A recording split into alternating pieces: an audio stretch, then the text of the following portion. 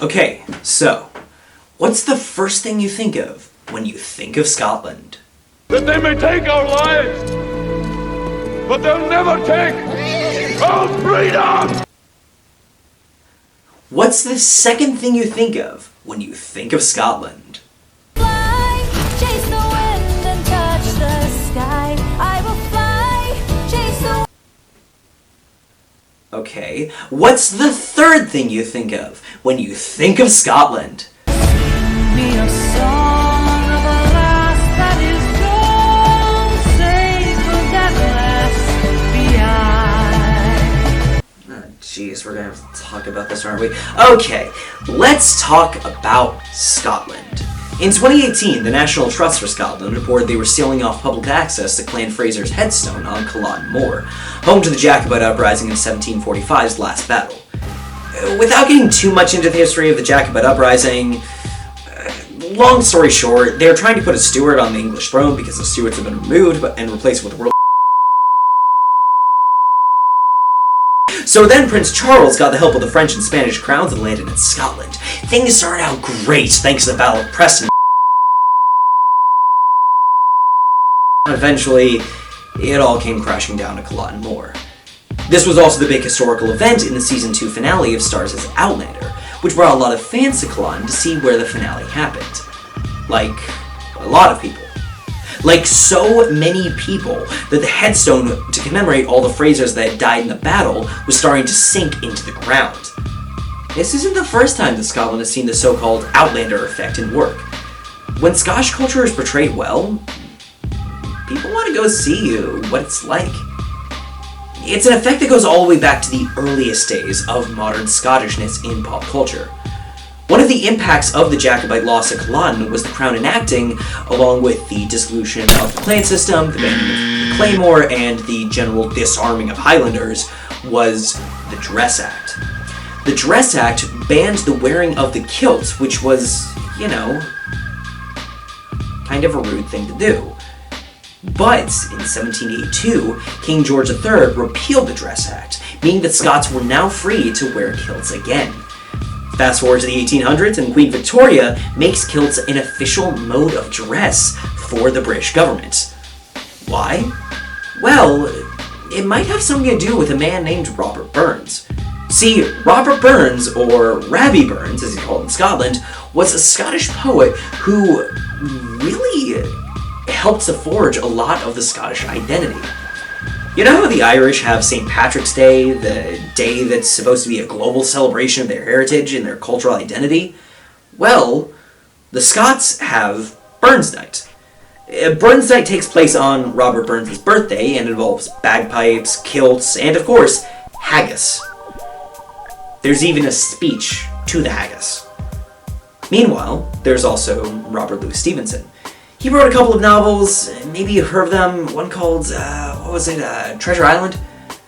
Well, another one of his novels, Kidnapped, it kicked off a series of historical adventures set around the time of the Jacobite uprisings. We're talking about the dude that even heard the Sky Boat Song, a traditional lamentation about the Battle of Culloden, and said, "Nah fam, I'm gonna write better lyrics because I'm Robert Louis Stevenson and I'm insane." And then, when they started making the show Outlander, they just switched around the pronouns, and bam, you got a theme song. So yes, Scotland has deep roots in movies and TV. And on the subject of movies and TV, let's talk about Braveheart, a movie that...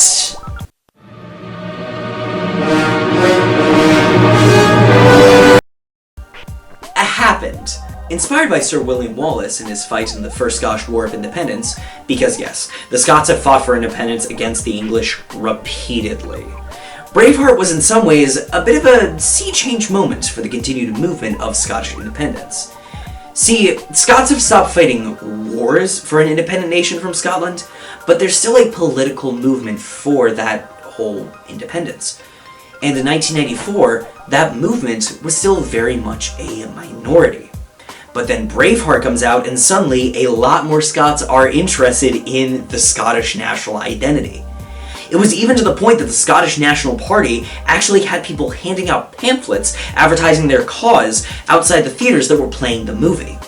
And while Scotland has had multiple failed referendums over the years to leave the UK, Braveheart ultimately did have a lasting impact on Scotland's politics.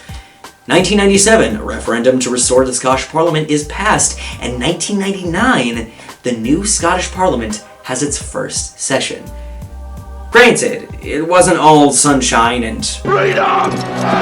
Braveheart's probably most well known for, aside from the whole Freedom! yeah, that, not being very accurate to history. One of the biggest criticisms was the costume he used. So, Braveheart takes place in the 13th century. The 13th century. Basically the Middle Ages. And the Scots in Braveheart are wearing kilts, which is a garment that wouldn't exist for about another 500 years, and they're wearing a style of face paint called woad, which hadn't been worn in centuries. But, thanks to that movie, whenever people think of a Scottish warrior, they probably think of some badass riding through the Highlands wearing a kilt painted his face blue. Which, if you look at a lot of pop culture since then,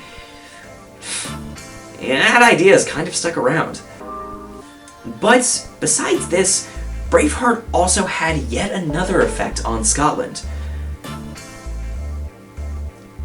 Remember how a little bit ago I talked about the Outlander effect, how people want to see where the show was made, where the show took place? Yeah, well, back before the first episode of Outlander was even written, this was considered the Braveheart effect.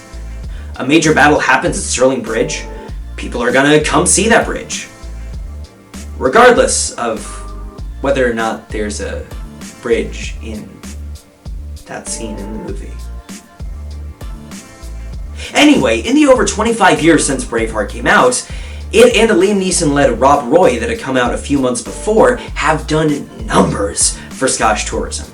We're talking over 1 million visitors to Scotland. And the cash in just the year 1996? £15 million. Long story short, you put Scotland on the screen and grab people's interest, folks are gonna come. But Braveheart's not the only thing to bring in hordes of Outlanders. Yes, it's finally time to address the red-headed man in the room. We need to talk about Jamie. Clever segue into Outlander.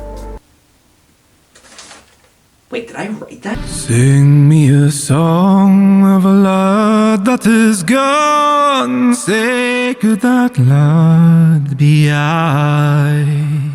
Since it dropped, Outlander has done to renewed interest in Scottish tourism and the history of the Jacobite uprisings what Star Wars did to swinging a stick around. Heck, Diana Gabaldon, the author of the Outlander novels, was given an award by Scotland's Tourism Board for getting people so interested in Scotland's history. It was called, you guessed it, the Thistle Award. People have gone crazy for these books. The Fraser clan actually had to restrict the use of the hunting version of their tartan, since that was what male lead Jamie's kilt was based on, and surprise surprise, it was getting merchandised, and companies were trying to copyright it.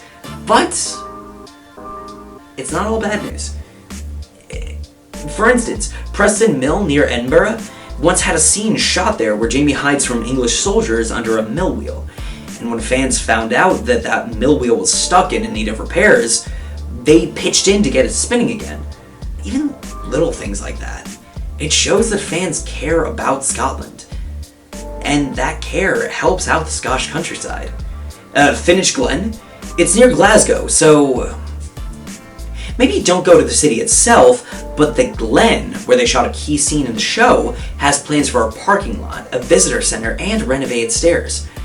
People used to go to Inverness just as a stopping ground before finding the Loch Ness Monster.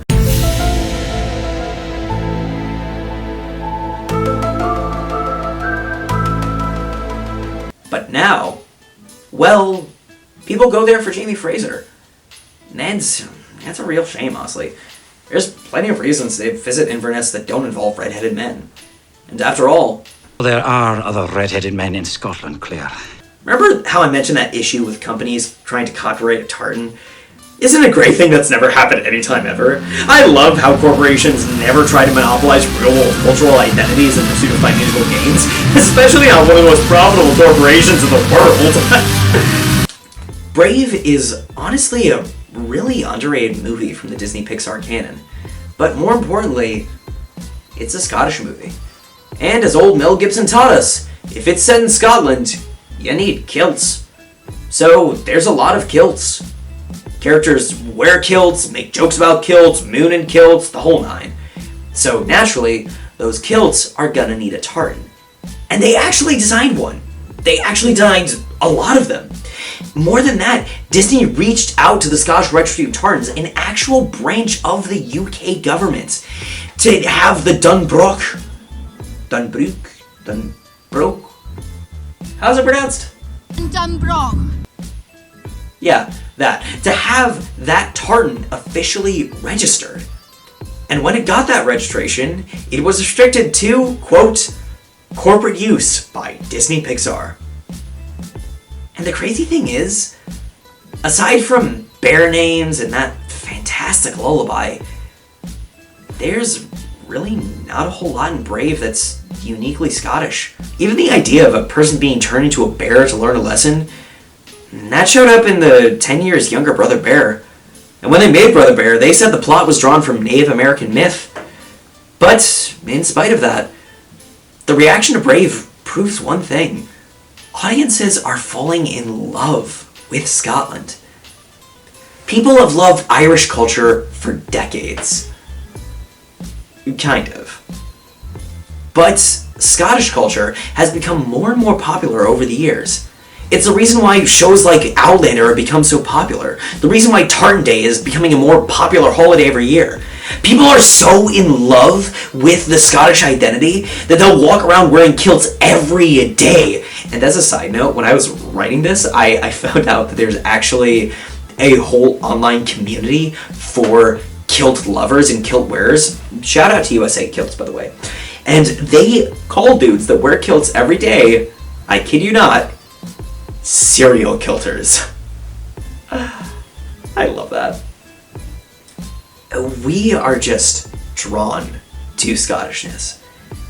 And maybe in that, we create a whole new idea of what Scottishness is. And that's amazing to me. It's a true example of the Great American Melting Pot. Or maybe we just like that Scots are loud and weird.